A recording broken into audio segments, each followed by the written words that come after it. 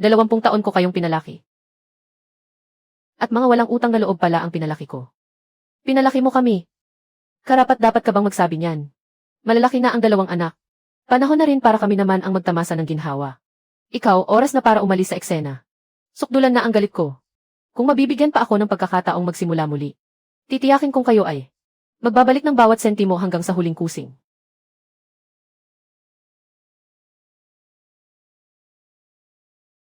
Ang sakit, hindi ba patay na ako? Su King, kung hindi ka patay, bumangon ka na at magluto. 56. Taong 1980. Muli akong nabuhay. Totoo nga, nakabalik ako. Nay, bakit hindi pa nagluluto? Mahuhuli ako sa trabaho. Pipilitin ko na siyang magluto. Ikaw na walang utang na loob, naririnig mo ba? Lumabas ka na agad. Magluto ka para sa kuya at hipag mo. Liu Yanfang. Tapos na ang magagandang araw mo. Gusto ninyong mamatay na ang buong pamilya, ano? Talaga bang hihintayin ninyo akong mag-isa ang magluto? Nag-alarena ka na ngayon. Sino ang nagturo sa iyo ng ganyang asal? Ganyan ka makipag-usap sa akin. Sinasabi ko sa iyo, simula ngayon. Hindi na ako maglilingkod sa inyo. Walang utang na loob. Kung hindi dahil sa amin. Matagal ka nang namumulot ng pagkain sa kalsada. Pinalaki lang kita ng walang kapalit. Wanggilan. Sabihin mo nga ng buong katapatan. Kayo ba ang nagpalaki sa akin?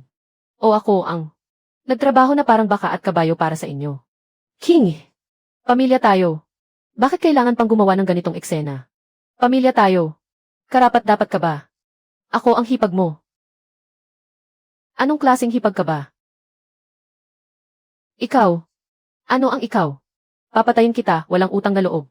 Simula ngayon, hindi na ako magtatrabaho para sa inyo. Sino man ang muling humawak sa akin? Subukan lang ninyo.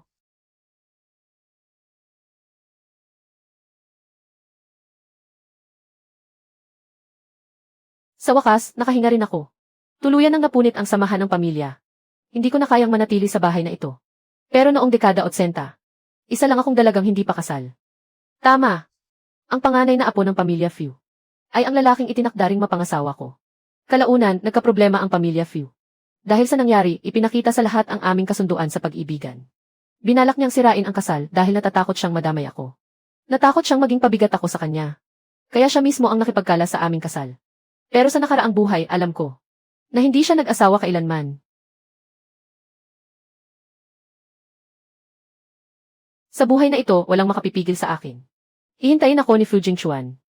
Bago ako umalis, kailangan ko munang ilabas ang mga bagay na nakatago sa hukay sa ilalim ng lupa. Sa buhay na ito, kahit isang hibla, ay hindi ko sila hahayaang mapunta sa kanila. Pero napakarami ng mga gamit. Paano ko maililipat ang lahat ng mag-isa? Ito. Gumagalaw ang gamit na ito.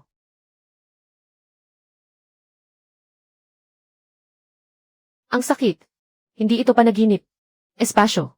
Nasa mga nobela noong nakaraang buhay. May mga ganitong bagay lang. Ngayon, ang mga bagay sa silong. May mapaglalagyan na. Diyos ko. Akala mo ba? Napakalaki ng pagkakautang ninyo sa akin noong nakaraang buhay. Ano na naman ito? Isang putahe lang ang hindi ko naluto. Bakit naging ganito na? Walang utang na loob ka. Simula ngayon.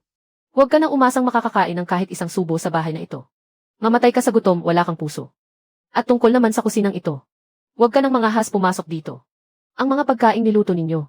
Kahit magmakaawa kayo, hindi ko kakainin.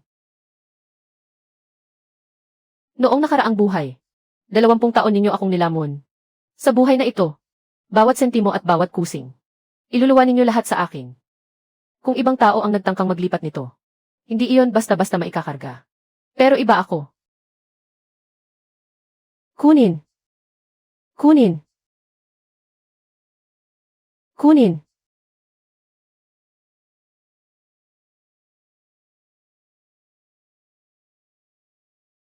Ayos na.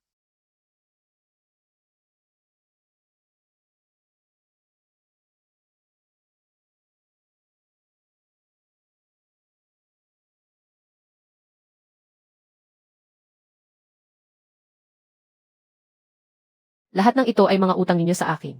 Kunin.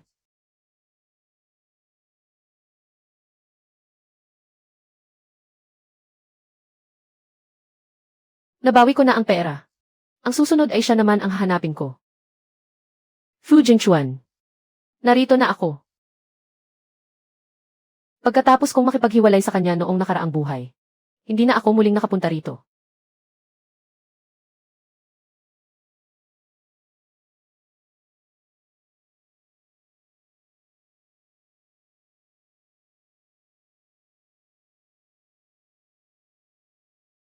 Lola. Ay, Suking. Sa wakas, dumating ka rin. Lola, naging abala lang talaga ako. Bakit ka pumayat ng ganito? Muli ka na namang sinaktan ng pamilya Su. Naku, huwag kang umiyak. Sino ang nang-api sa iyo? Sabihin mo kay Lola. Hindi maaari. Pababalikin ko agad si Xiao Chuan. Ang pasaway na batang iyon. Lola, walang nang-api sa akin. Talagang walang nang-api sa iyo. Pumunta lang ako para dalawin kayo. At para na rin makita siya. Alam ko na nga.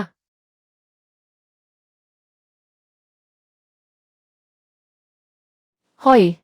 Ikaw, pasaway, umuwi ka agad dito. Hinihintay ka ng asawa mo sa bahay. King! Su King! Kinghe, maliban sa mga pista at bagong taon, hindi ka kailanman pumupunta sa bahay ko. Tiyak na may nangyari. Hinihintay ako ni Kinghe. Ang lamig ng taong iyon. Bakit kaya ngayon? At nagmamadali ng husto. Baka may nangyari sa bahay nila. Baka may bigla ang problema.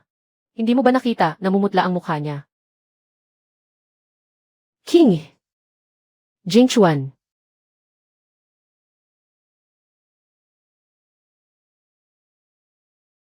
Magsalita ka. Sino ang nang-api sa iyo? Ako. Wala akong problema, bitawan mo muna ako. Hindi ako makahinga. Hindi ka ba pwedeng maging mas mahinahon? Nakatingin pa si Lola. Naku. Kasalanan ko, hindi ako marunong makiramdam. Mag-usap muna kayo. Lola, ako. Hindi ako bumbilyang pampalamuti. Sabihin mo. Sino ba ang nang-api sa iyo? Sino ang nang-api sa akin? Kung gayon, bakit ka umiiyak? Ikaw ang nang-api sa akin. Ako. Inapi mo ako. Ikaw nga. Ang tagal mong hindi dumalaw sa akin. Kung hindi iyan pang-aapi sa akin, ano pa? Kasalanan ko. Ano ang gusto mo, ibibigay ko sa iyo. Ayoko. Basta mas madalas mo akong dalawin. King. Esan. Huwag mong sarilinin ang lahat. Kapag may kailangan ka, puntahan mo ako. Ikaw, maupo ka muna. Babalik ako sa kwarto para magpalit. Napakalinis ng puso ng lalaking ito. Talagang inosente pa siya. Lola, bakit nandito ka? Ikaw talaga. Napakalaking lalaki mo na. Nahihiya ka pa rin. Wala ka talagang paninindigan. King! Kung talagang may gusto ka sa puso mo, si Lola ang magpapasya para sa iyo. Ikaw, pasaway na bata. Lumabas ka agad at ihatid si King pauwi. At ayusin na rin natin ang kasal ninyo. Naiintindihan ko na.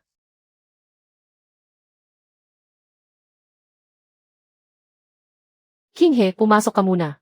Kukunin ko ang kahon ng regalo. Ang batang ito. Ang taong utak biya. Lintik na bata. Alam mo pang umuwi. Ikaw. Jingchuan. Karaniwan. Ganito ka ba namumuhay? Sabihin mo. Sino ang gusto mong patayin? Si Xiao Chuan pala. Tinatakot ko lang siya. CJ. Kung ganoon, tatakutin din kita. Jingchuan, huwag. Sinusuntok ng manugang ang biyenan. Kapag kumalat ito, masisira ang pangalan mo.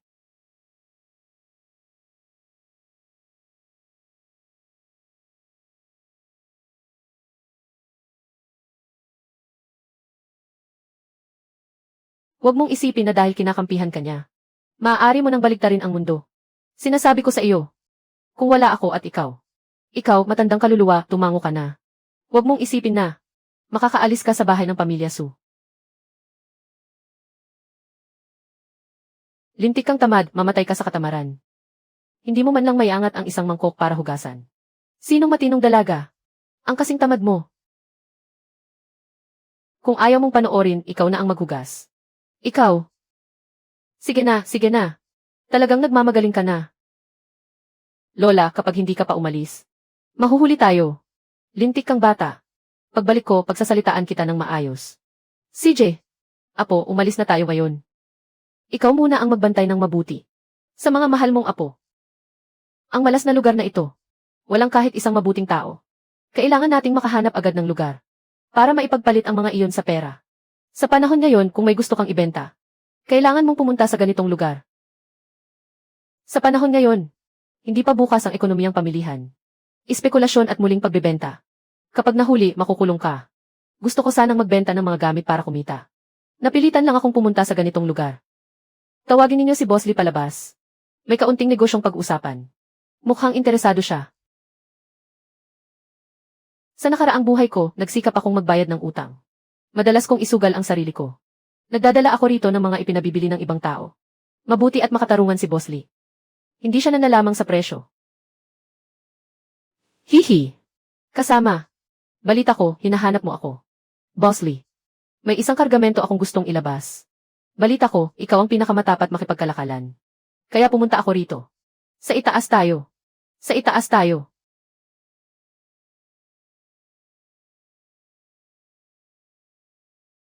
Ano ang apelyido mo, kasama? Sue.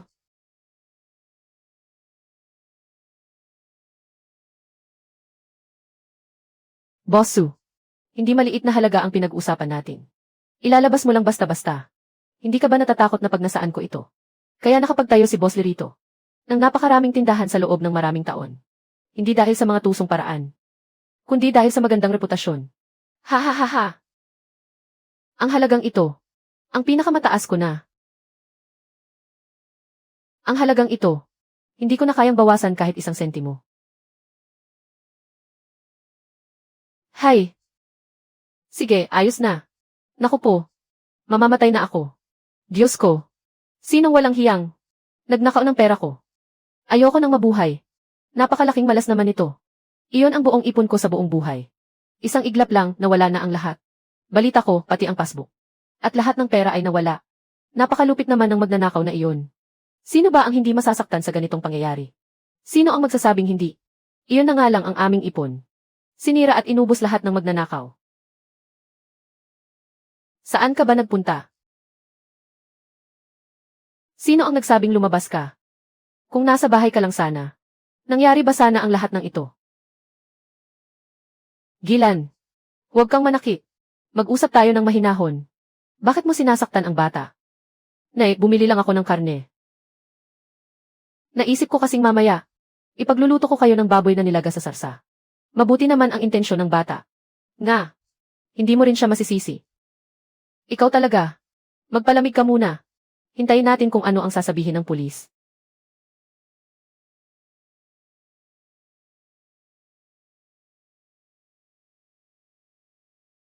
Nay, ano ba ang nangyari? Ako. Kumusta ang mga pulis? Mababalik pa ba ang pera? Masyadong magulo ang pinangyarihan. Wala pa kaming lead sa ngayon.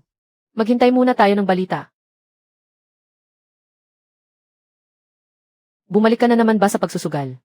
Manugang. Sinaktan mo ang nanay natin. Huwag mo na akong sasaktan ulit.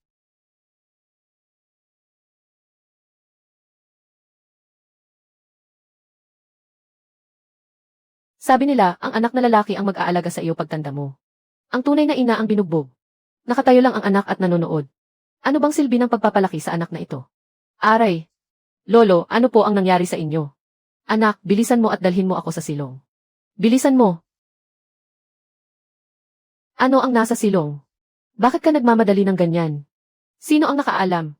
Tingnan mo ang pagbabago ng mga mukha nila. Siguradong may mahalagang bagay. Wala na. Wala nang natira. Ang ginto ko.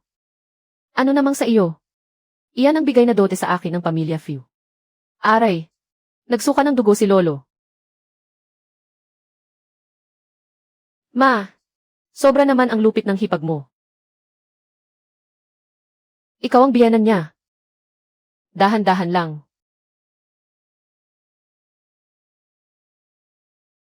Xiaohi. Tama ang sinabi mo. Itong si Liu Yanfang. Wala talaga siyang kwenta.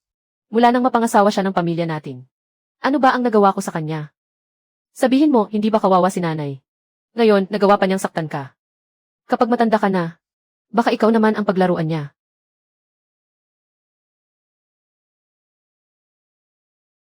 Yanfang. Tungkol sa nangyari ngayon. Kasalanan ni nanay. Huwag ka nang magalit. Sino ang kamag-anak? Bilisan ninyo at magbayad ng bayarin. Sino ang kamag-anak niya? King. Kuya, bilisan mo at magbayad ka. Naghihintay si Itay na maisalba. Wala akong pera. Iyong matandang walang kamatayang iyan.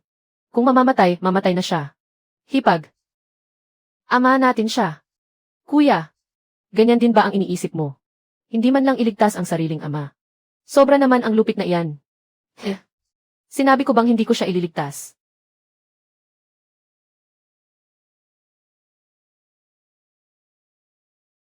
Tingnan natin. Magkano ang halaga? 6 na po. 6 na po. Nagbibiro ka ba? Noong nakaraang buwan, 200 ang ibinayad ko sa pagbili nito. 6 na po lang. Kung gusto mong ibenta, ibenta mo. Ipambenta mo sa iba ang kalokohan mo. Mas gugustuhin ko pang itapon ito sa basurahan kaysa ibenta. Kuya, naghihintay pa si Itay sa iyo.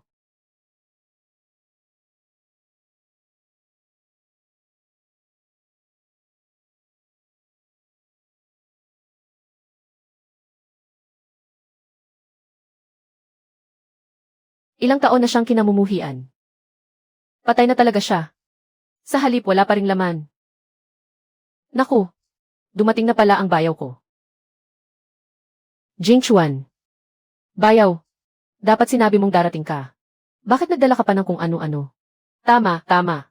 Pamilya naman tayo, wag nang mahiya.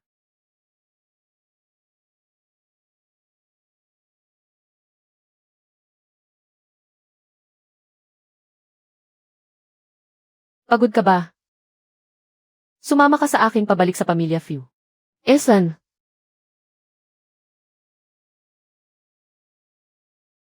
Hindi mo siya pwedeng basta-basta dalhin. Tama. Kailangan pang magbigay ng isa pang dote. Dote ng pamilya Few. Matagal na akong nagbigay ng isang bahagi. Ano ang ibinigay mo? Ninakaw ang bahaging ibinigay mo.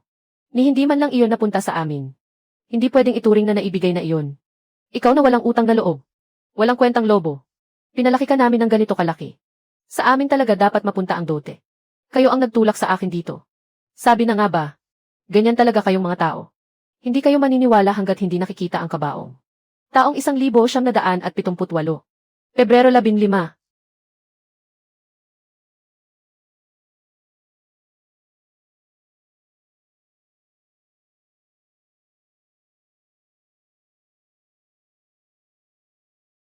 King. Ano ang sinabi mo sa kanya? Malalaman mo rin pagkalipas ng 2 araw.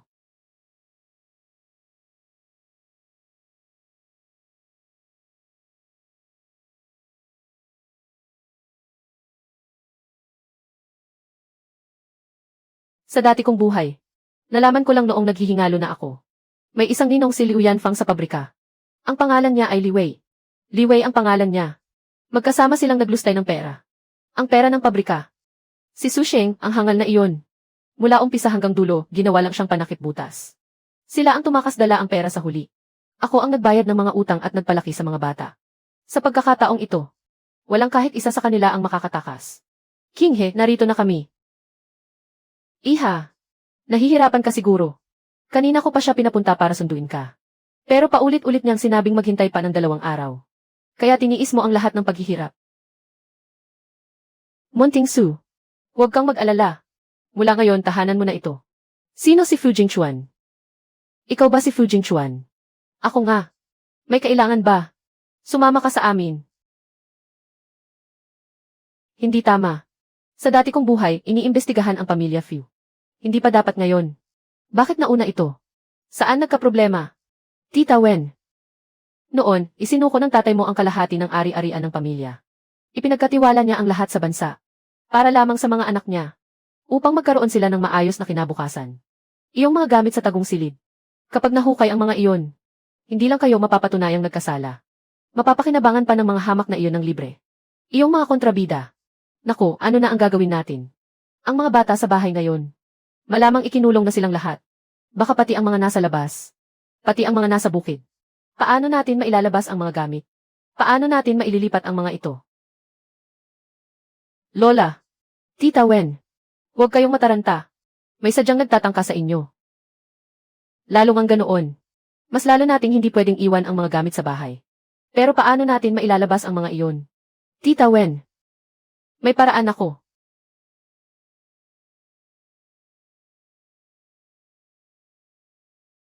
Iha. Hindi ito kaunti lamang. May paraan ka talaga. Napakarami nito. Kung ganoon, panoorin ninyo ng mabuti.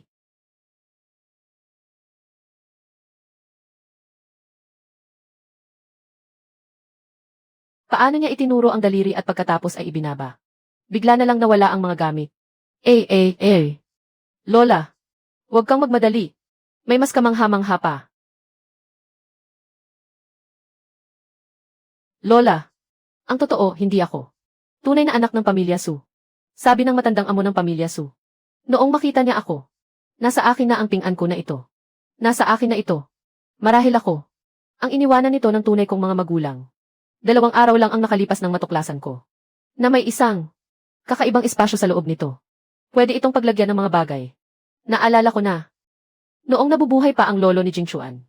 Isinama rin niya ako. Para makakita ng ilang pambihirang tao. May kayang magpatawag ng kidlat. At may kayang bumuga ng apoy. Sa mundong ito, napakarami pa ng mga bagay. Na hindi natin alam. Ihasu. Ang ping-an ko na iyan. Ay iniwan sa iyo ng tunay mong mga magulang. Hindi ba? Siguradong hindi sila. Pangkaraniwang tao. Balang araw, gamit iyan. Baka matagpuan mo sila. Munting Su. Talagang ikaw ang swerte ng pamilya Fu. Su King. Pest kang bata. Bilisan mong bumalik sa pamilya Su. Aba, mataas na ang tingin mo sa sarili mo. Parang kabilang ka na sa pamilya Fu. Iyon nga. Pangarap mo pa bang maging mayamang ginang? Guguho na ang pamilya Fu. Pero nakadikit ka pa rin dito, ano bang ginagawa mo?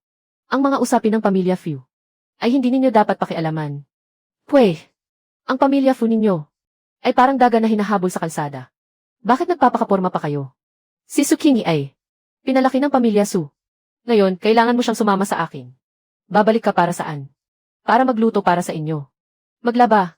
At mag-alaga ng mga bata. Hindi ba't dapat lang iyon? Pinalaki ka ng pamilya Su hanggang ngayon. Ano bang masama kung magtrabaho ka? Bawat sentimong kinita ko ay ibinigay ko sa inyo. May gana pa kayong sabihin kayo ang nagpalaki sa akin. Tama na ang satsat. Uuwi ka ngayon gusto mo man o hindi. Kailangang umuwi ka. Bitawan ninyo ako, ano ba ang ginagawa ninyo? Matandang walang hiya, sinaktan mo ako. Makinig kayo sa akin. Hanggat may hininga pa sa matanda kong katawan. Hanggat nabubuhay ako. Huwag ninyong iisipin na madadala ninyo si Munting Su. Pwe, sinasabi ko sa inyo. Ngayong araw, ang batang ito ay siguradong isasama ko. Tumigil kayong lahat. Sino ang nanggugulo rito? Munting Su, ayos ka lang ba? Ayos lang ako. Pero, may naghahanap ng gulo. Su Sheng at Liu Yanfang. Pinaghihinalaan kayong ng agaw. At nangurakot ng ari-arian ng bayan. Sumama kayo sa amin. Mga kasama sa pulisya. Baka nagkamali kayo ng tao. Ang panganay namin. Paano siya magkakasala? Mabubuti silang tao. Huwag ninyong hadlangan ang pagsasagawa ng aming tungkulin. Kung mabubuting tao silang dalawa. Sa mundong ito, wala sanang masasamang tao.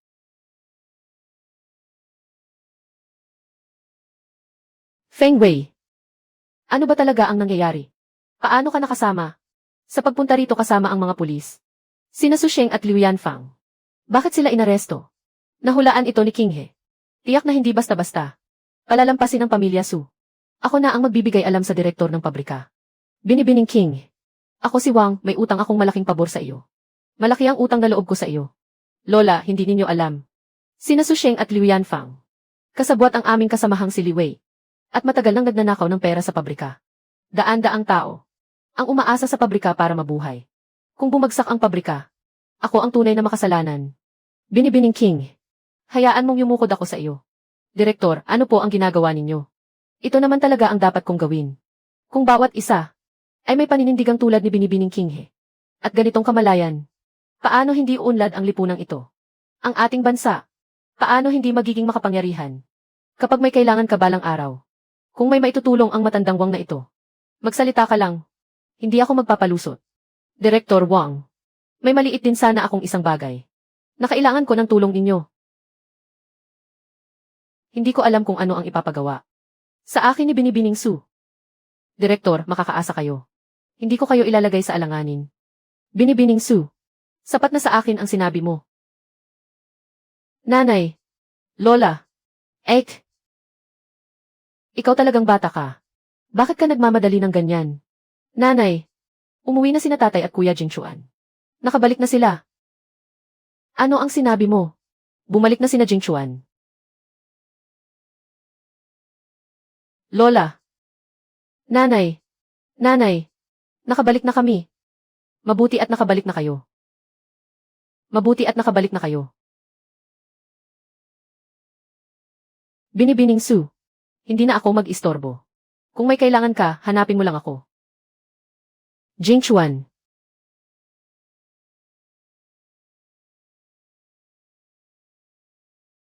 Mabuti at nakabalik na kayo. Ipapaalam mo sa akin kung sino ang palihim na nanaksak sa likod ng pamilya Fu. Pupunitin ko ang balat niya. Asawa, dahan-dahan lang. Mag-ingat ka, dahan-dahan. Bakit ka nananakit? Isipin mo muna ang mga darating na araw. Paano kung hindi pwede? Puro kasigaw, may napapala ka ba? Tama ang sinabi ng hipag ko. Ang abiso mula sa itaas. Ibinaba na. Ano? Jingchuan. Ano ang nakasaad doon? Gaano katagal mismo? Hindi mo pa ba naiintindihan? Pansamantala lamang itong pamamaalam. Kung kailan siya makakabalik, wala pang nakaalam. Hindi ito matatakasan.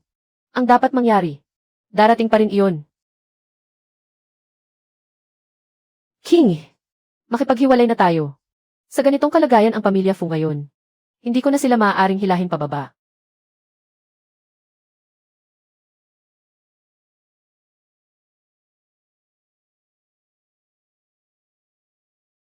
Fu Jingchuan. Makinig kang mabuti. Noong nakaraang buhay, pinalampas kita. Sa buhay na ito, kahit gumuho pa ang langit, makikisama pa rin ako sa iyo. Ano naman kung bumaba sa kanayunan? Ano naman kung maghirap? Kung saan ka pupunta, doon din ako. King, kailan ka aalis? Bukas. Ako, makalipas ang 2 araw. Sasama ako sa pangkat ng mga kabataang edukado na bababa sa kanayunan. Pupunta rin ako. Mauna ka na. Ayusin mo muna ang matutuluyan at hintayin mo ako. Mabuting bata, tunay kang mabuting bata.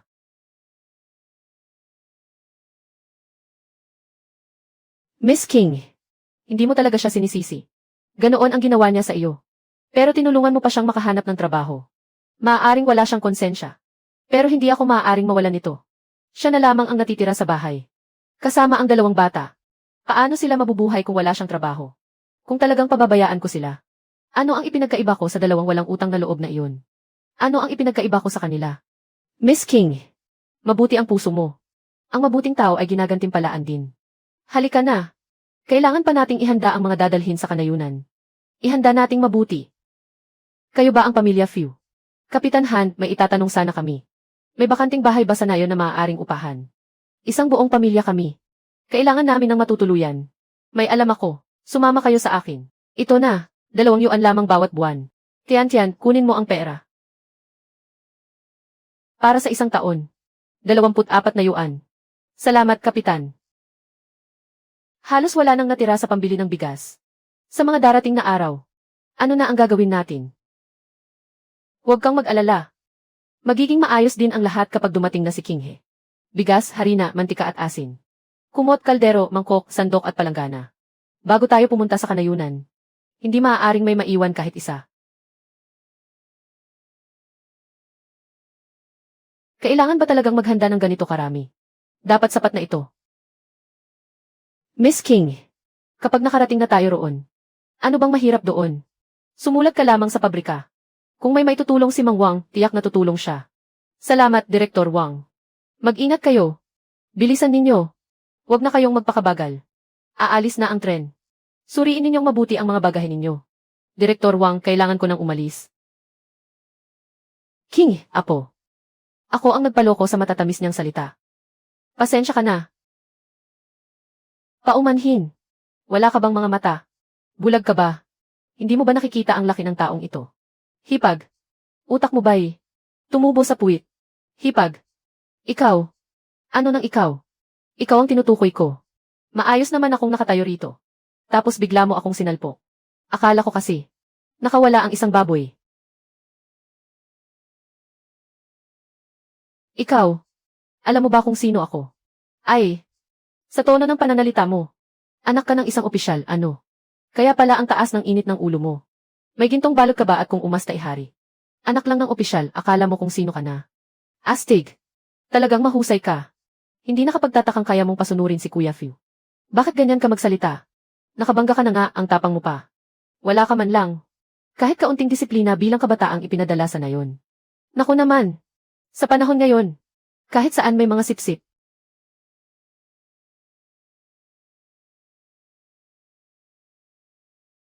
Wala ba kayong hiya? Sa harap ng napakaraming tao, inaapi ninyo ang isang dalaga. Fu Jingchuan. Ikaw, sino ka? Anong pakialam mo? Binatang amo. Hindi ko lang talaga kayang palampasin. Ang mga gaya ninyo.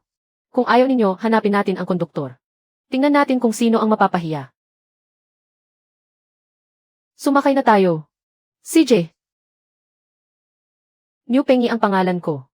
Siya si Li Juan. Jiang Yulong. Iyong dalawang tao roon. Mukha pa lang, hindi na mabuti ang intensyon. Mag-ingat kayo. Sa totoo lang, matagal ko nang napapansin na. Nakakainis silang tingnan. Pero wala akong lakas ng loob na magsalita. Sige kayo. Ay, ang pera ko. Nawala ang pera ko. Ako. Nawala rin ang pera ko. Siguradong kapkapan ninyo kami. Kailangan kapkapan kayo. Maghapon kaming nakaupo rito. Wala kami ni isang nahawakan. Nagamit ninyo. May ebidensya ba kayo? Kung wala, huwag kayong manira ng tao. Tama, wala kayong ebidensya. Anong karapatan ninyong kapapan ang iba? Tama na ang sigawan ninyo. Ang nawalan ng pera, sumama sa akin para magparehistro. Mga pasahero, malapit nang makarating sa estasyon ang tren. Pakihanda ang inyong mga bagahe. Maghanda ng bumaba. May dalawa pa. Oh, sabi ng dalawang kasama. Hindi komportable ang upuan. Talagang gusto mong magpalit. Pumunta ka sa kabilang dulo ng kariton at doon umupo. Mukhang ganito ang mangyayari. Hindi pa nga tayo nakasingit. Magpalit ng upuan. Sa tingin ko, nag-inarte lang siya. Pumunta na sa kanayunan, namimili pa rin. Ano ba ang kaya niyang gawin? Ano ba ang nangyayari sa inyong dalawa? Bakit ninyo pinatatagal ng ganito? Talaga bang naparito kayo para bumaba sa kanayunan? Bilisan ninyo, magdidilim na. Sumunod ka. Hindi. Puno na ito ng mga bagahe. Paano tayo upo? Pang ngayon lang ito. Ang kalabaw na ginagamit sa pag-aararo. Walang ibang nag-isip na sumakay. Gusto mo pa ring sumakay. Ang arte mo naman. Kung talagang napakarangal mo. Bakit ka pa pumunta sa nayon namin? Noong ipinanganak ka ng nanay mo. Nakalimutan ba niyang ilagay ang utak mo? Baka isiniksik niya iyon sa loob. Uy, pagod ka na ba? Bakit kapag napagod ako, bubuhatin mo rin ako? Hindi na kita kayang buhatin. Tingnan mo. Hindi ba sa kariton ng kalabaw? May isang pwesto pa. Magtanong tayo. Siguradong papayag si Kuya Han. Papayag siyang paupuin ka. Sige na, narinig ko na ang lahat. Su King, kung pagod ka na, umakyat ka at maupo muna. Aakyat na sana ako. Baka makasakit lang tayo ng damdamin. At sumama ang loob nila. Hindi dapat gumagawa ng bagay na makasasakit sa iba. Ayos lang, Kuya Han. Naglalakad naman ang lahat. Sasakay na ako. Ano ba ang masama roon? Ha ha ha ha. Ano ang kinatatakutan mo? Kayong dalawang babaeng kasama lang naman. Magpalitan na lang kayo ng upo. Sige, upo muna ako sandali. Pagkatapos, papalitan ko si kasamang Lijuan. Umakyat ka at ipahinga ang mga paa mo. Salamat, Kuya Han. Salamat, kasamang Su. Salamat, matandang kalabaw. Kasamang Lijuan. Pati ang matandang kalabaw ay nakatanggap ng pasasalamat mula sa iyo. Mukhang kaming dalawang lalaking kasama ay hindi pa rin makapantay sa matandang kalabaw. Hindi ganoon. Salamat, kasamang Jayang. At salamat din sa kababaang loob ng kasamang kalabaw. Kian, tingnan mo. Ang nakaupo sa kariton ng kalabaw. Si Sukinghe ba iyon? Bakit? Bakit nakasakay si Sukinghe sa kariton? Samantalang ako ang pinakakarapat dapat na umupo sa kariton ng kalabaw. Kian, huwag kang magmadali. May paraan ako. Anong paraan naman ang maiisip mo? Malayo na ang nilakad nating dalawa. Napakalayo na nila. Kahit gusto nating sumakay, hindi na natin sila maabutan. Lijuan, nakapagpahinga na ako. Magpalit tayo, umakyat ka na. Uy, kayong nasa unahan, tulungan ninyo kami. May nangyari.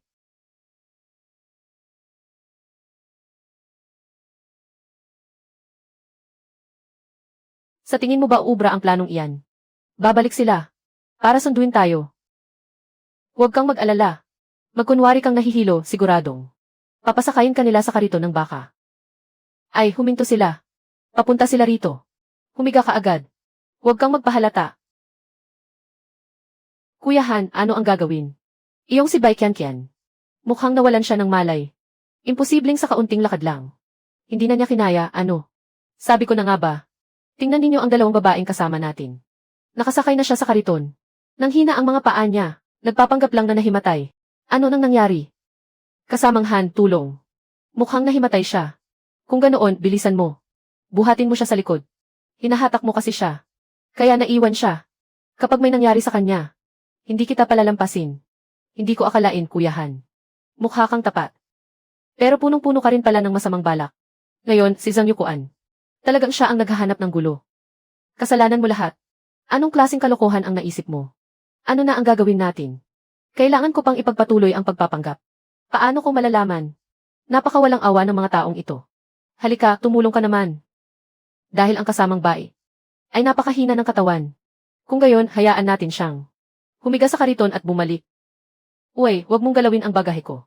Paano kung may mapahid o dumikit na masamang amoy dito? Paano ko pa ipaliliwanag sa magiging asawa ko? Walang hiyang taga na yon, naglakas loob ka talagang magsalita ng ganyan. Darating ang araw, pagbabayarin kita. Mga kasama, nandito na tayo. Ito na ang nayon natin. Nakarating na tayo, bakit hindi mo sinabi agad? Sa ibaba ng susunod na burol. Ang nayon ninyo. Kung alam ko lang. Ano pa ang ibabalik? Wala iyon, wala. Kung alam ko lang, dapat mas mabilis tayong umalis. Ay, Han. Ang matandang kalabaw na ito. Kaya mo pa talagang pagurin ng ganito. Nakahila na siya. Ng daan-daang kilo ng bagahe. Bakit kailangan pa niyang magsakay ng tao? Isa siyang batang edukadong ipinadala sa kanayunan. Naglakad siya buong daan. Ang mga ito, hindi naman. Bakit siya lang ang dapat ratuhing marangal? Bumaba na nga sa kanayunan, nagpapakitang gilas pa. Mabuti pang bumalik na lang siya sa lungsod. Itong ate na ito. Nasugatan sa paa si kasamang bae habang nasa daan. Pero ipinilit pa rin niyang maglakad. Ng ilang dosenang kilometro. Hanggang ilang minuto lang ang nakalipas. Talagang hindi na niya kinaya at bumagsak sa pagkahimatay. Saka siya pinahiga ni kasamang Han. Sa kariton. Hindi naman siya sumakay. Sa sasakyan buong daan. Ang bagay na ito. Silang lahat. Pwedeng maging saksi ang lahat. Tingnan natin kung sino ang magpapatotoo para sa inyo. Ibig sabihin, gawa-gawa lang, di ba? Mukhang hindi pa alam ni Jingchuan. Dumating ako ngayon. Ano ba ang nangyayari sa inyo? Bakit hindi kayo nagsasalita? Magkakasama naman tayong lahat. Paano ninyo nagagawa yan? Ano ang gusto ninyong sabihin namin? Hindi ba talaga siya sadyang maarte? Ikaw, paano mo nagawa yan? Sinisiraan mo si Kian. Ano ba ang ginawa ko? Si Kian pa talaga. Huwag mong sabihin kayo ay nagliligawan. Kung tawagin ninyo ang isa't isa, parang napakalapit ninyo. Ano ba ang pinagsasasabi mo? Ako at si kasamang Zhang. Malinis ang aming budhi. Sa buong biyahe, si kasamang Zhang ay mas inalagaan lang niya ako. Paano mo kami mapaninirang puri ng ganyan? Kasamang Zhang, sabihin mo agad sa lahat. Tama ang sinabi ni Kian. Wala kaming ginagawang masama. Habang tinatago mo, lalo lang lumalabas ang baho. Matalas ang mga mata ng mga tao. Kitang-kita ang lahat. Sige na, tumahimik muna kayong lahat. Tungkol kay Ate Zeu. Ipapaliwanag ko sa iyo mamaya. Mga dalagang galing sa syudad. Puro abala. Bumaba kayo sa baryo para magtrabaho. Hindi para mamasyal. At lalong hindi para makipagligawan. Tama na, sumunod kayo sa akin. Dadalhin ko kayo sa tutuluyan ninyo. Ito ang dormitoryo ng mga babae. Dito kayong 3 babae titira. May daga. Natatakot lang talaga ako. Daga lang iyan, ano naman. Kung makasigaw ka, akala mo nasa Kyoto tayo. Wala namang daga. Ito ang dormitoryo ng mga babae. Ang 5 natitirang silid. Puno na ng mga nakatira. Kaya kayong 3 babae. Dito na lang kayo tumira. Pare-pareho namang higaan na gawa sa lupa ang mga ito. Napakaliit na nga ng silid. Tapos magsisiksikan pa ang 3 tao. Kung ayaw mong makipagsiksikan, magtayo ka ng sarili mong bahay. Walang lugar sa baryo para sa pag-inarte mo. Ang sungit naman ng dalagang ito. Nagtanong lang naman ako. Bakit kailangan mong magalit ng ganyan? Kayong 2 lalaki, sumama kayo sa akin. Hindi ko rin alam kung saan nakatira sina Jingchuan. Kailangan nating humanap ng pagkakataong magtanong-tanong. Kuya Han. Ano na, Su? Kuya Han, may itatanong lang sana ako. Sa baryo natin, may bakanting bahay bang pinapaupahan? Gusto kong umupa ng isang silid. Mukhang nagustuhan ka ng kapatid na ito. Ipagpalit mo kay Baekhyun Kian. Hindi ako magsasabi. Kapatid, magtapat tayo ng sarilinan. Dapat ay pumunta ka agad. May bakuran pala talaga ang bahay. Su! Ano ang nangyari sa iyo? Bakit ka ganyan kasabik? Wala naman. Kuya Han, sabi mo, iyong pamilya. Ipapagamit ba nila sa akin ang isa sa mga silid? Para doon ako tumira. Kaya kong magbayad ng upa. Samahan mo akong makipagkita sa kanila. Kung pag-uusapan iyan, galing din sa Kyoto ang pamilyang iyon. Kung talagang pupunta ka, makipag-usap ka ng maayos. Malay natin. Baka paupahan ka nga nila. Kung ganoon, isasama kita para subukan.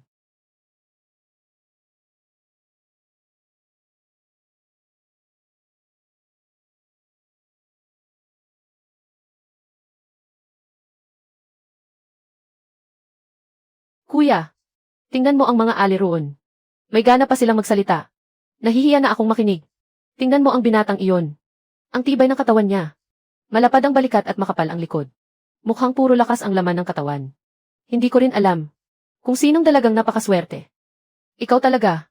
Ngayong narito na tayo. Huwag ka nang mag-inarte. Itigil mo ang pag-aastang dalagang mayaman. Hayaan mong magsalita sila. Basta gawin mo ang sarili mong gawain. Naiintindihan ko. Kuya, sabihin mo, kailan ba talaga darating si Ate King? Sa bahay natin. Ilang araw na kasi, na hindi nakakakain ng busog ang pamilya natin. Ilang araw na tayong walang maayos na kain. Malapit na. Magpipinsang few.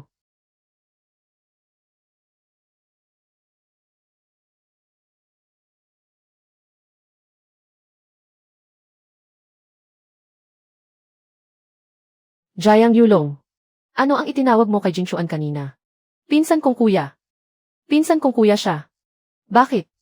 Hindi ba inutusan ka ni Jingchuan? Naprotektahan ako. Bakit naging pinsan ka na?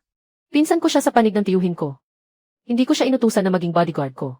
Hipag. Hindi ko naman kailanman sinabi na bodyguard ako. Ikaw lang ang nag-isip niyan. Yulong. Tia. Jayang Yulong. Jayang Wenli. Ahem. Lola. Bakit po kayo lumabas? Papasok pa lang sana kami. Kung ganoon, bakit nakatayo pa kayo sa pintuan? Pumasok na kayo, bilis.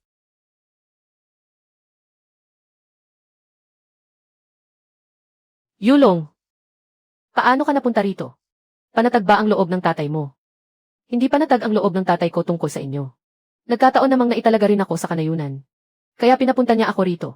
Mabuti na rin at may mag-aalaga sa inyo. Napakamalasakit ng tatay mo. Iha King. Siguradong pagod kayo sa mahabang biyahe. Hindi pa kayo kumakain, ano? Hindi pa. Hindi pa rin ako. Talagang naghirap ka, anak. Cheyan-chen. Bilisan mo at maglaga ng karne. Ihanda mo para sa hipag mo at sa pinsan mong kuya. Ipagluto mo sila ng mainit na pagkain. Lola, nakalimutan na po ninyo. Wala talaga tayong perang pambili ng karne. Ayos lang. May dala ako.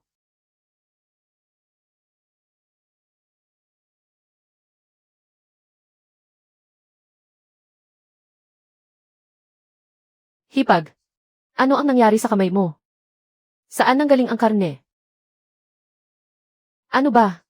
Lumayo ka. Kuya. Gusto ko lang tumingin. Saan galing ang karne sa kamay ni ate?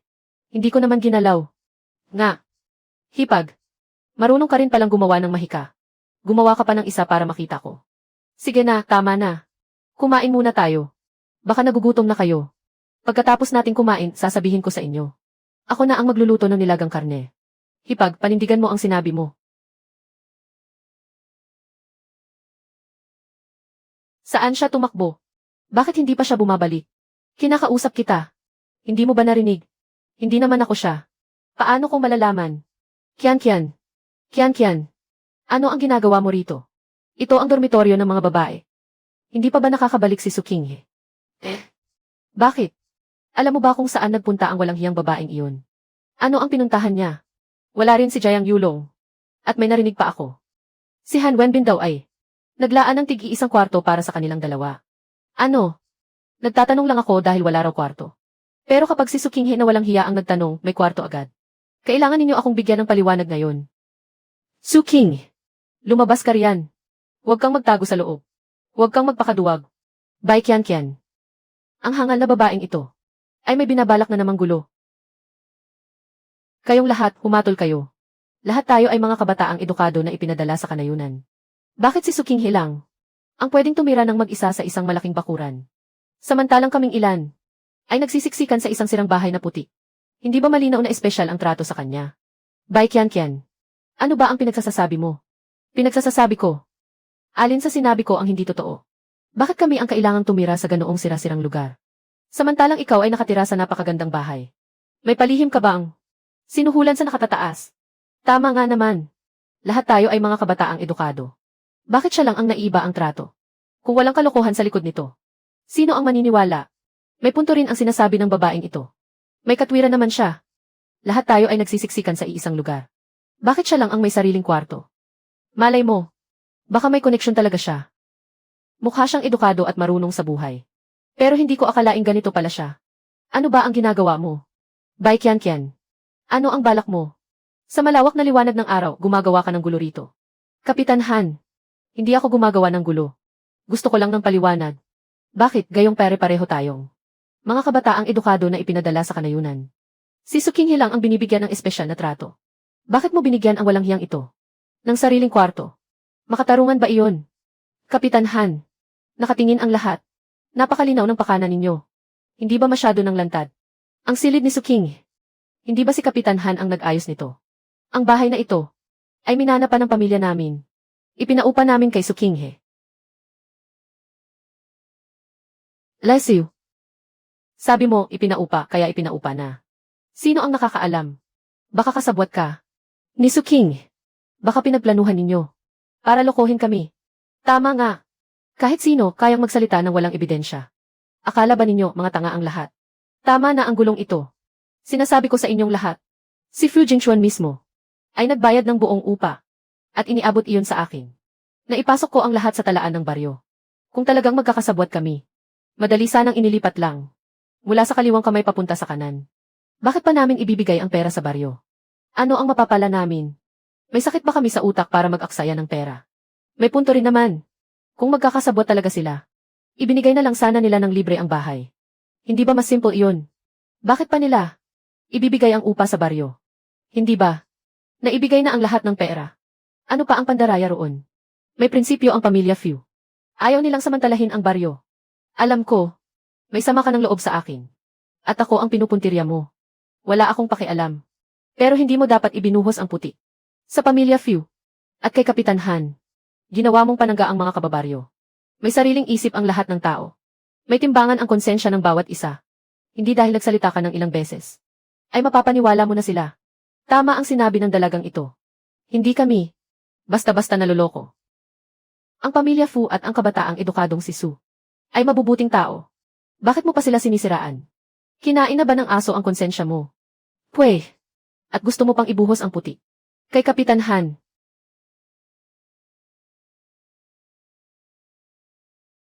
Gumawa ka ng ganitong eskandalo. Tapos aalis ka na lang ng ganito. Ikaw, ano ang balak mong gawin? Binabalaan kita. Huwag kang magpapasikat. Tama. Tama nga. Ang daming nakatingin. Maglalakas loob ka pa bang manakit? Manakit ng tao. Hindi kami nananakit. Pero, dapat managot ang bawat tao. Sa mga salitang binibitawan niya, pananira sa isang opisyal ng baryo, at pagpapakalat ng chismis, ay hindi mo maipagtatanggol kahit saan. Hindi ito pwedeng palampasin. Ang ganitong tao ay kailangang maturuan ng leksyon. Kapitan Han, kailangan ninyong mag-isip ng paraan. Bai Qianqian, Zhang Yuquan, kayong dalawa simula bukas. Pumunta kayo sa bundok para maglinis ng lupang sakahan. Ang lupain doon. Ilang taon nang napabayaan. Kaya kulang tayo sa mga tao. Sa lupang lilinisin sa bundok. Ayoko.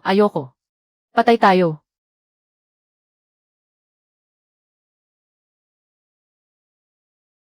Su, babae ka talaga.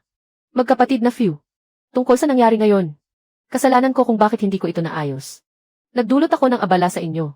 Kuya Han, ano ba ang sinasabi mo? Ginagawa mo lang naman ito para sa ikabubuti ng nayon. Kuya Han, may isang bagay sana ako. Nanais kong ipakipag-usap sa iyo. Ano sa palagay mo? Pwede bang kami ni Jing Chuan ay pagtrabahuhin sa iisang lugar? Oh. Ganoon pala. Maliit na bagay lang iyan. Sakto naman. Ang lupain sa silangang bahagi ng nayon ay kailangan ng wisika ng pestisidyo. Kulang ang 2 manggagawa. Kayong 2 na lang ang pumunta.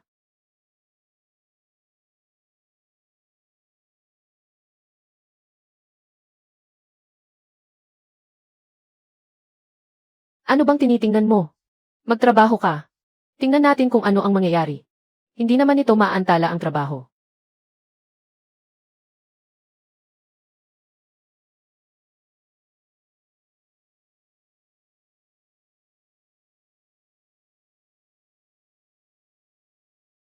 Mga walang hiyang iyon. Kung hindi dahil sa kanila, hindi sana ako naipadala sa walang kwentang bundok na ito. Qian, hindi mo ba gustong ilabas ang sama ng loob mo? Kaya mo bang talunin ang lalaking apelyido ay Few? O kaya mo bang talunin sa salita ang babaeng apelyido ay Su? Hindi ko sila kayang talunin. Pero huwag mong kalimutan kung ano ang trabaho nila. Kung may sasabihin ka, sabihin mo na. Huwag kang paligoy-ligoy. Kung sina Su Qingyi at Fu Jingchuan ay magwisik ng pestisidyo sa lupang iyon at mamatay ang lahat ng pananim, mapapatawad ba sila ng mga taga nayon?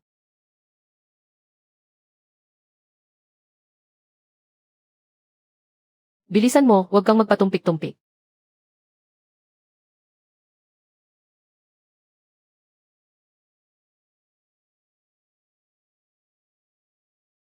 Bilisan mo. Kapag may nakakita sa atin tapos na tayo. Alam ko na. Huwag mo akong madaliin. Sabi ng huwag mo akong madaliin. Tapos ka na ba? Mamaya may darating na mga tao. Sige na. Umalis na tayo.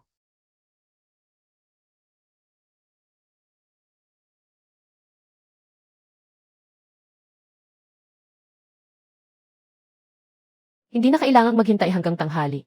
Bago tayo kumain. Marami pang gawain sa bukid. Opo, kuya. Hipag. Umuwi kayo ng maaga. Binibining Su. May masamang nangyari. Kaarawan pa lang. Ano na naman ang masamang nangyari?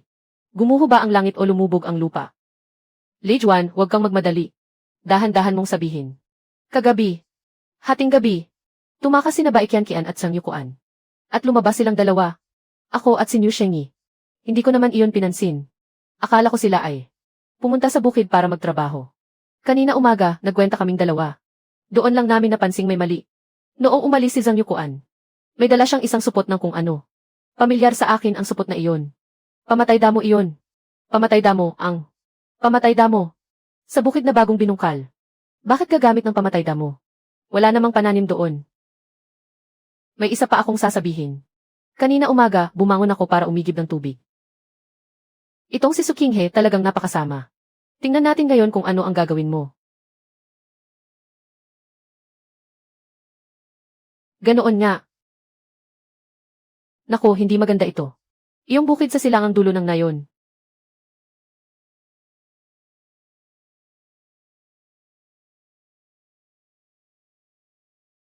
Ano na ang gagawin natin? Ganito na ang sinapit ng lahat ng pananim. Siwang Badaan ang mananagot dito. Bumalik ka rito. Bawal kang pumunta. Bakit bawal akong pumunta? Dahil sa mga kalokohan nila. Bakit hindi sila ang singilin? Tama ang sinabi ni Jing Chuan. Sina Bai Qianqian at Zhang Yukuan ay naglakas loob na gawin ito. Tiyak na hindi sila magiging ganoon katanga para mag-iwan ng ebidensya. Kung pupuntahan mo sila ngayon, itatanggi nila ang lahat. Sasabihin nilang sinisiraan mo sila. Ano ang gagawin natin? Sina Bai Qianqian at Zhang Yukuan ay talagang walang hiya. Kapag inisip ng mga taga na yon, na nasira ang mga butil, dahil sa inyong dalawa, paano pa kayo mabubuhay? Dito sa nayon. Sige na.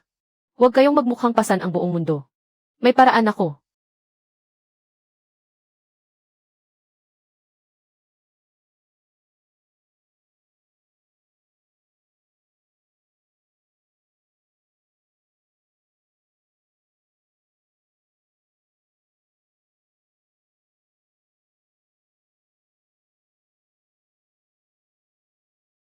Sina Bai Qianqian at Zhang Yukuan ang gumawa ng masama. Hindi nila kailanman maiisip na si Miss Su ay kayang muling buhayin ang mga butil na halos patay na. Luging-lugi ang plano nila. Hindi ba? Talagang pambihira si Miss Su. Isang patak lang. Nabuhay na ang mga butil. Kapitan Han, tingnan ninyo. Bumalik na sina Su Qinghe. May nagsabi sa akin na sinira ninyo ang mga butil sa silangang dulo ng nayon. Totoo ba iyon? Kuya Han, ano po ang sinasabi ninyo? Kaming dalawa ay kagagaling lang magwisik ng pestisidyo. Iyong mga butil sa silangang dulo ng nayon ay maayos na maayos pa. Su King, niloloko mo pa ba si Kapitan Han? Kitang-kita naming dalawa kaninang umaga. Napatay na ang lahat ng butil sa bukid. Hindi mo na iyon maikakaila. Tama, Kapitan Han. Kitang-kita naming dalawa. Nananlanta ang lahat ng butil. Halatang nasobrahan sa gamot. Kuya Han, kung hindi kayo naniniwala, pumunta kayo roon at tingnan ninyo mismo. Malalaman ninyo. Bai Qianqian. Kayong dalawa kapag naglakas loob kayo. Nasiraan si Qinghe. Ipaparanas ko sa inyo ang pagsisisi habang buhay. Su King, talagang ikaw ay hindi naniniwala hanggat di nakikita. Hintayin ninyong anihin ang palay. Tingnan natin kung paano pa kayo magpapanggap. Kapitan Han, nakita ninyo mismo, di ba? Tuyong-tuyo na ang mga palay, hindi ba? Hindi namin kayo niloloko. Kapitan Han, hindi pwedeng palampasin ang bagay na ito. Nasira ang mga palay. Ano na ang kakainin ng mga tao sa baryo? Sina Su King at Fu Jingchuan ang dapat managot. Kayong dalawa, lumapit kayo. Tingnan ninyong mabuti. Ano pa ang titingnan? Nakita na namin kaninang umaga.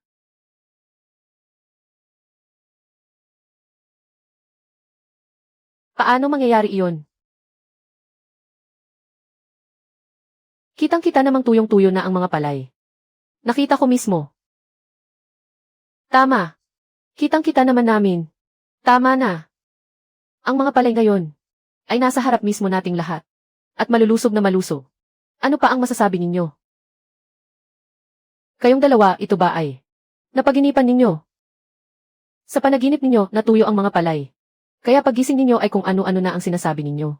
Hindi ito panaginip. Kami mismo ang nagwisik ng pamatay damo. Paano naging posible na ang mga palay ay malulusog pa rin? Su Qinghe, ano ba ang ginawa mong pandaraya? Kuya Han, narinig ninyo ang lahat, hindi ba? Akala ko noon, makikitid lang ang isip ninyo, at mahilig mang isip ng sama ng loob. Hindi ko akalaing, ganito pala kayo kasama. Para mapahamak si Su Qinghe, nilagyan ninyo ng pamatay damo ang mga palay ng buong baryo. Ito ang mga palay ng baryo na pag-aari ng ilang dosenang pamilya.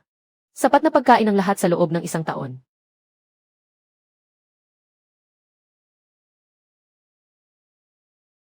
Bai Qianqian at Zhang Yukuan. Matututo na ba kayong umasal ng maayos ngayon? Pumasok lang kayo ng isang beses. Pero paglabas ninyo, nakayuko na kayong parang mga asong talunan. Hindi nagbabago ang aso sa pagkain ng sariling dumi. Hindi nagiging mabuti ang masasamang tao. Natakot lang sila. Tama ang sinabi ni Qinghe. Kailangan pa rin natin silang bantayan. Ang mga taong ganito ay hindi natututo dahil lang napapahama. Hanggat hindi sila tuluyang nasusunog.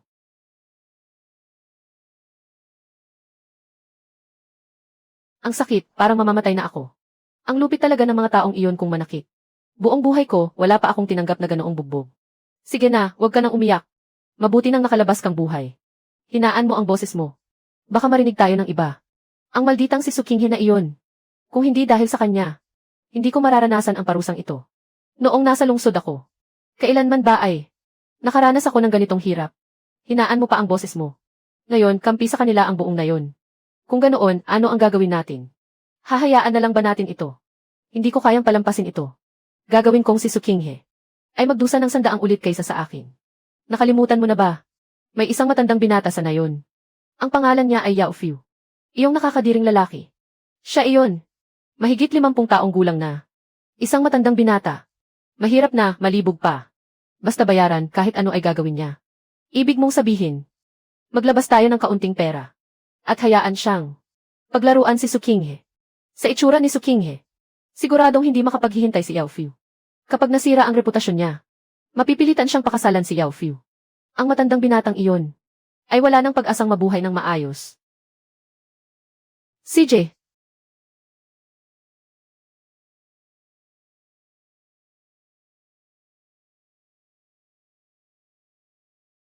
Kuya Yao, may napakagandang pagkakataon ako. At gusto ko sanang pag-usapan natin. Ay, bihira kang dumalaw. Ano ang kailangan mo sa akin? Kuya Yao, may napakagandang pagkakataon ako. Magandang pagkakataon. Sa buong buhay ko, wala pa akong nakitang magandang pagkakataon. Sabihin mo na, ano ba iyon? Kuya Yao, gusto ba ninyo ng mapapangasawa?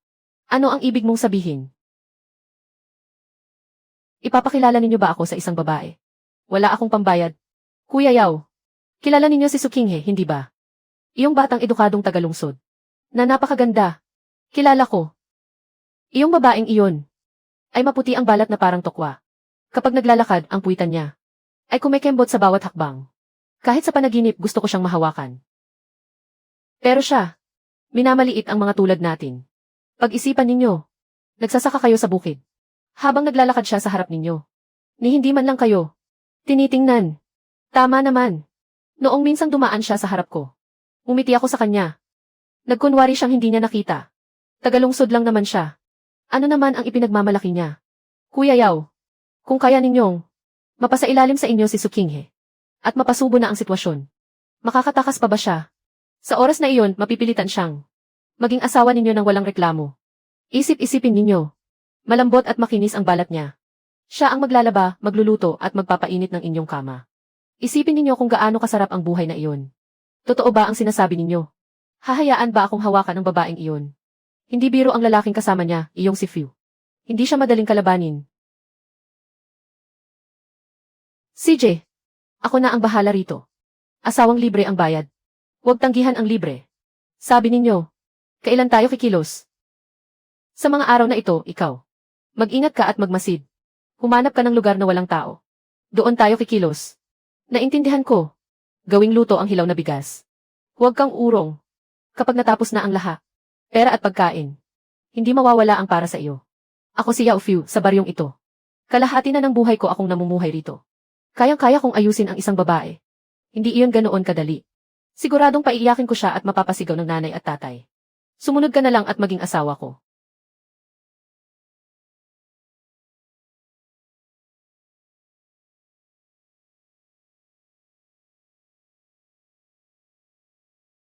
Bakit pakiramdam ko lagi akong may nagmamasid? May nakatingin ba sa akin?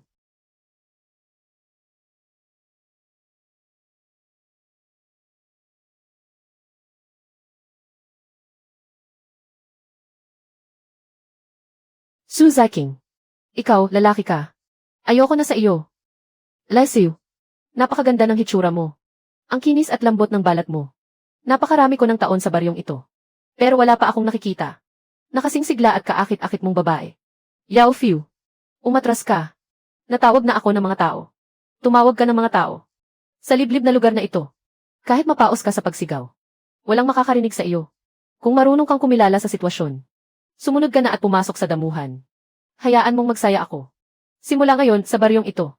Ako ang bahala sa iyo.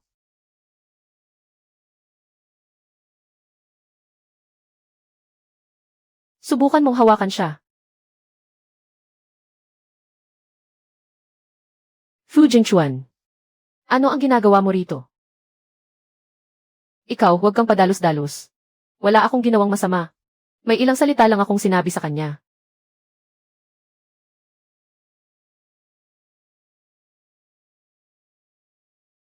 Aray, bitawan mo ako. Ikaw, walang hiya ka. Subukan mong mang-insulto ulit. Kapag nakita kitang muli, na lumalapit sa kanya, babasagin ko ang mga binti mo. Lumayas ka.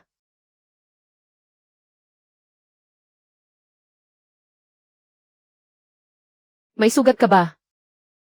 Wala. Tamang-tama ang dating mo. Pagkatapos ng trabaho, hintayin mo ako at sabay tayong umuwi. Bawal kang umalis ng mag-isa.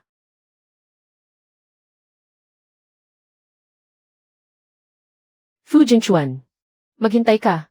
Tatandaan ko ang utang na ito. Ang pamilya mo. Wala ni isa sa kanila ang makakaligtas sa akin. Hipag. Bakit ang late mo nang umuwi ngayon? Lubog na ang araw. May kaunting nangyari sa daan. Ano iyon? Yao Fiu. Yao Fiu. Iyong matandang binata. Bumalik na naman siya para manggulo. Pupuntahan ko siya ngayon. At tuturuan ko ulit ng leksyon. Huwag ka nang pumunta. Napag-aralan ko na siya. Hayaan na natin. Ganoong klase ng tao. Hindi natatakot hanggat hindi napapalo. Hindi siya marunong tumigil. Ang kinatatakot ko ay magtanim siya ng sama ng loob. Hindi sila nangangahas na galawin tayo. Maghanap ka ng iba na pagbuntunan ng inis. Yulong. Sa mga araw na ito, ikaw ay masyadong. Mag-ingat ka nga. Mag-isa lang siya araw-araw. Pumunta ka sa likod bundok para magbunot ng damo para sa baboy. Hindi ako mapalagay. Ate, huwag kang mag-alala. Bukas ako magsisimula. Samahan mo si Tiantian. Kung ang matandang iyon, maglakas loob na pagbantaan si Tiantian. Hindi ko siya palalabasin ng buhay. Kasama ko si Bayoj. Kung ganoon, hindi na ako takot. Bayoj. Nakakatulong ka rin pala. Nakatitig ka lang, hindi kumikilos. Nahahaluan ko lang ng pang-isip. Kung sakaling dumating si Yao Fiu, ako ang unahan mong sumugod. Ikaw na ang magyabang. Ay naku. Hindi na pwede, hindi na pwede. Ano na naman? Tiyan. Sumasakit ang tiyan ko. Hindi ko na kayang pigilan. Kailangan kong bumalik sa palikuran. Dito ka na lang ba? Wala namang tao. Akala ko wala akong dinalang papel. Kapag tapos na, diretso na lang gamitin. Gamitin mo na lang ang dahon ng damo. Wala namang gastos. Ang luwag naman ng puwitan mo. Hindi ko na kaya, hindi ko na kaya. Hindi na pwede. Kailangan ko nang umalis. Ikaw, bilisan mo. Huwag ka nang magtagal sa loob ng pantalon.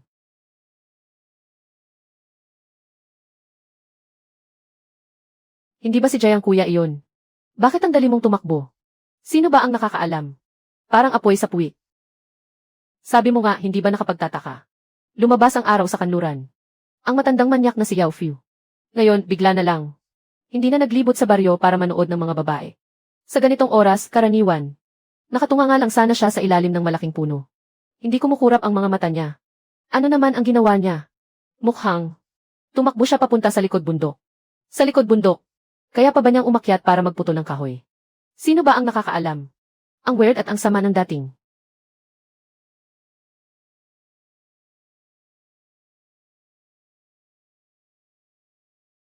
Jingchuan. Jingchuan. Hindi pwedeng mapahamak si Tiantian.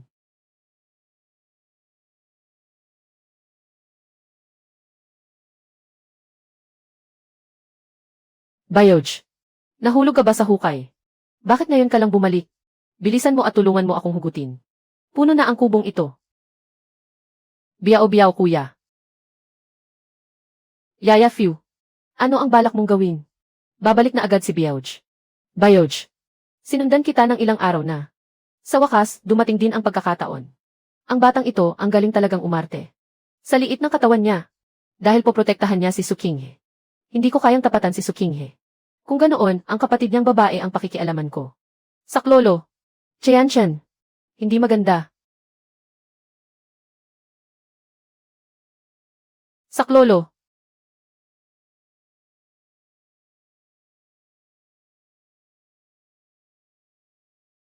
Muntik nang matigas ang ulo. Kaya mo pa palang tumakbo. Sinasabi ko sa iyo, hindi ka makakatakas ngayon. May nakakakilala na. Sumama ka na lang ng maayos. Bawas-bawasan mo na ang parusa. Aba,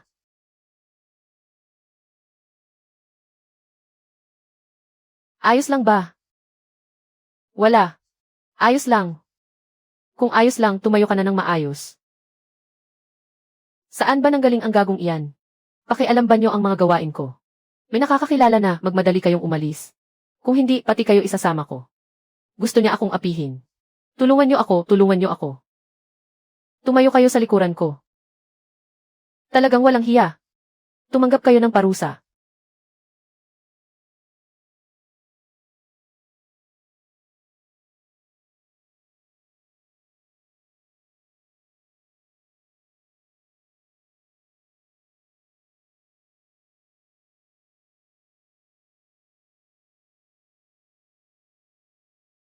Patayin ko kayo.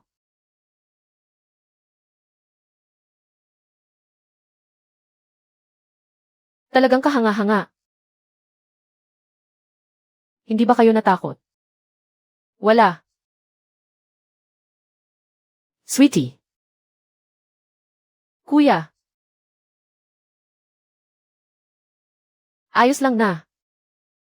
Nasa Kyoto si kuya.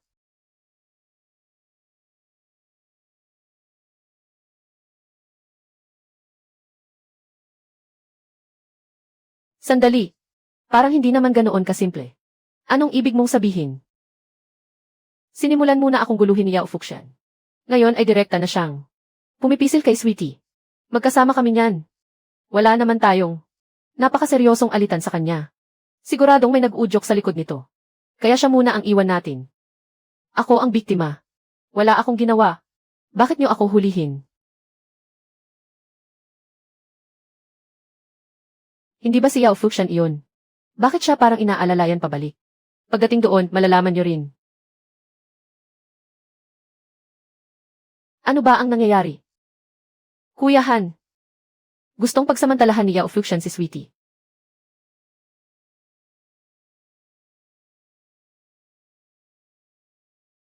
Sa hayop. Pati ang dalagang iyon hindi niya pinalampas. Bugbugin siya hanggang mamatay. Ang ganitong klase ng tao kapag naiwan sa nayon. Pahamak lang. Talagang hindi tao. Lahat tumahimik. Yao Fuxian. Sabihin mo sa akin ang totoo. Ano ba talaga ang nangyari? Akusa ako. Si Su Qinghe ang nagpahamak sa akin. Wala akong ginawa. Kalokohan. Dinala mo ako sa bundok. Tapos sasabihin mo pa. At ang mga kasuklam-suklam na salita na iyon. Pwede kong patunayan. Kung hindi lang ako mismo ang nandyan. Hindi na sana matitiis ang pag-iisip sa mga kahihinatnan. Yao Fuxian, hindi ka makakatakas. Yao Fuxian, sabihin mo ng totoo. Sabi ko. Sina Bai Qianqian at Zhang Yukuan. Sila ang nagbigay sa akin ng pera. Para pumunta ako. At gambalain si Su Qinghe. Unang beses kong nabigo. Tapos binugbog pa ako ni Fu Jingchuan. Hindi ko na napigilan ang galit ko. Kaya gusto kong bawiin sa kapatid niya. Hindi ko akalaing sina Bai Qianqian at Zhang Yukuan. Ay ganito ka demonyo. Kuya Han. Dalhin mo sila rito para harapin ko. Punta ka na. Kunin ninyo ang dalawang iyon. Tawagin ninyo ang mga nagugulong gamit. Tinatawag ninyo kami para saan? Kilala ba ninyo ang taong ito? Hindi namin siya kilala. Kayong dalawang walang hiya. Nang ibinigay sa inyo ang pera at pagkain. Bakit hindi ninyo sinasabing hindi ninyo siya kilala? May iniiwan pa rin sa bahay ko. Ang mga bagay na ipinadala ninyo. Ikaw, maduming bunganga mo, naninira ka ng tao. Kailan ba kami nagbigay ng pera sa inyo? Papatayin kita, walang hiya ka.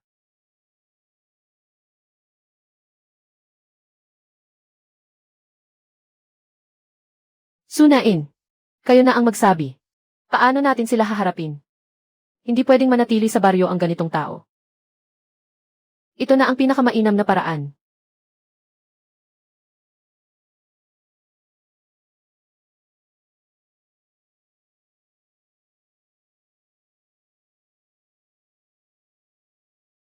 Su kapatid na babae, Fu kapatid na lalaki. Kasalanan ko, hindi ko napamahalaan ng maayos ang baryo. Kaya lumabas ang ganitong klase ng basura. Pinahirapan ko kayo. Babay, pinsan. Kasalanan ko lahat. Kung hindi lang ako pumunta sa palikuran, hindi sana nakapagkamal ng masama si Elfie. Hindi ito kasalanan ninyo. Ang masamang tao, hindi mo mapipigilan.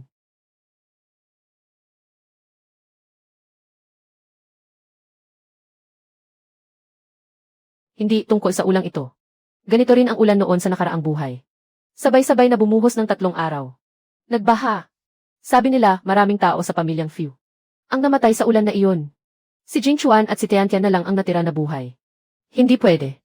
Hindi dapat maulit ang trahedyang ito sa buhay na ito. Bakit? Ang pangit ng mukha mo. Jing Chuan. Hindi normal ang ulan na ito. Natatakot akong magkabaha. Kailangang agad ipunin ang mga taga-nayon. Kapag gabi na, hindi naaabot. Bakit mo nasisigurado ng ganoon? May pakiramdam lang ako. Ang kutob ng babae. Maniwala ka sa akin. Naniniwala ako. Kapitan Han. Hindi tama ang ulang ito. Malamang magdulot ito ng malaking baha. Kailangang agad dipunin ang mga taga-nayon. Para ilikas sila sa mas mataas na lugar. Ganyan ba talaga kaseryoso? Sa dami ng taon sa ating baryo. Hindi pa tayo nakaranas ng malaking baha. Kuya Han. Mas mabuting maniwala na may totoo. Kaysa magtiwalang wala. Ang buhay ng tao ay nasa kamay ng langit. Kapag dumating na talaga ang baha, hindi na tayo makakahabol. Pakinggan ninyo ang sa inyo. Lahat ng tao. Agad na ilikas sa mataas na lugar. Bilisan. Huwag na kayong magtulakan. Dumating na ang baha. Lahat dali sa mataas na lugar.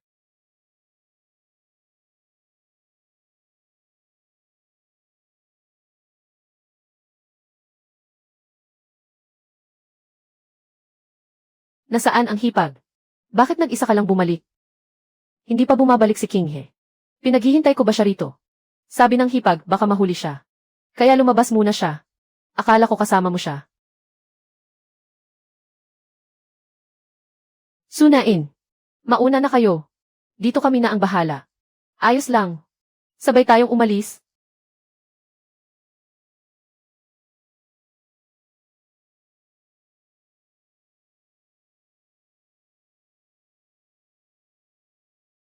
Ganito na talaga ang buhay na ito. Wala pa ring paraan.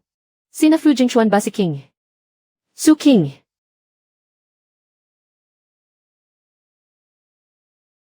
Jingchuan.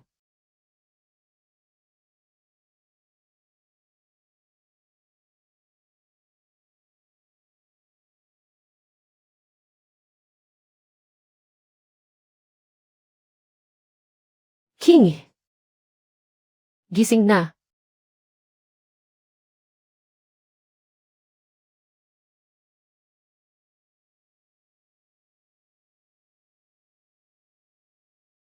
Pag nagising ka na, sabihin mo lang sa akin. Natatakot mo ako ng husto. Ihatid mo ako sa ligtas na lugar. Lahat ay naghihintay.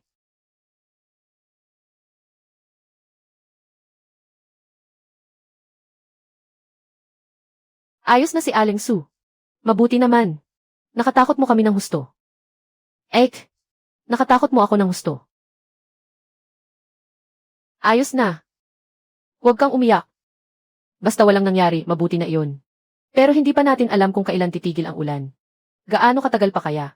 At hindi rin natin alam kung sapat ang bigas at pagkain. Sasapat pa kaya para makakain ang lahat?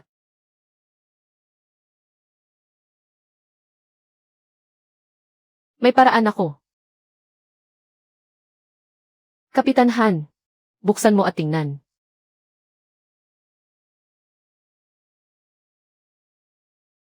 Aling Su. Ikaw. Ikaw talaga ang dakilang tagapagligtas ng aming nayon. Buti na lang, maaga akong naghanda. Hindi na masisira ang pananim sa bukid. Paano na ang bigas at pagkain ngayong taon? Diyos ko.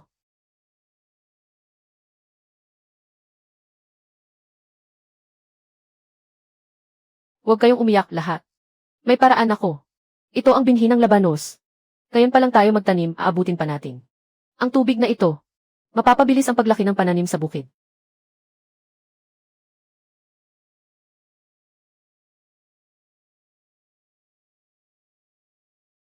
Hindi pwedeng masyadong malalim ang hukay. Hindi rin pwedeng masyadong mababaw. Pagkatapos diligan, patakan mo lang ito ng kaunti. Sapat na ang isang patak. Isang patak lang, sapat na. Simula ngayon, magtulungan tayo sa pag-aayos. Kailangang matapos agad. Ang daan palabas para ihatid ang bigas.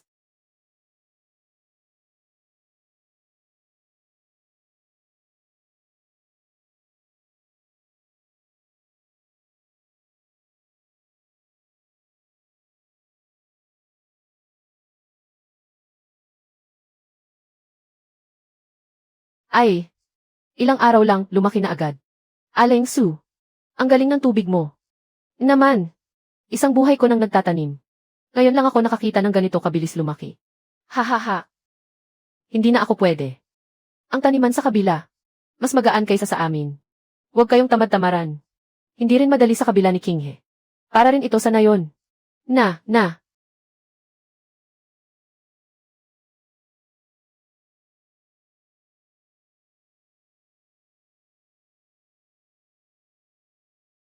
Mga dakilang tagapagligtas.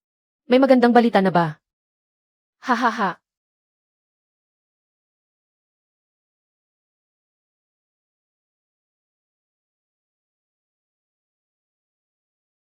Ek, ang ganda mo ngayon. Maganda na talaga si Aling Su. Mas lalo pa siyang gumanda ngayon. Pinsan, nanghihina ka ba? Hindi naman. Kung gayon, bakit pawis na pawis ang palad mo?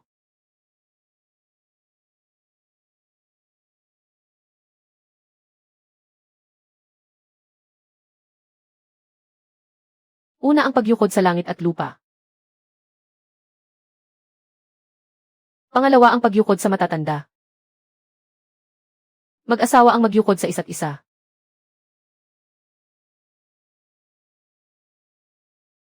Dahan-dahan kang umalis. Napagod ka siguro ngayon.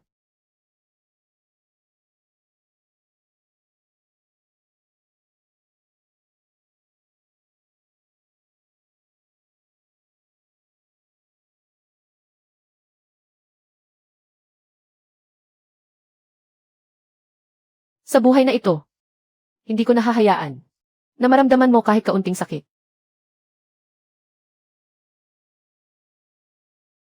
Naniniwala ako. Ito ang buhay na gusto ko. Simula pa lang ito. Alaynan,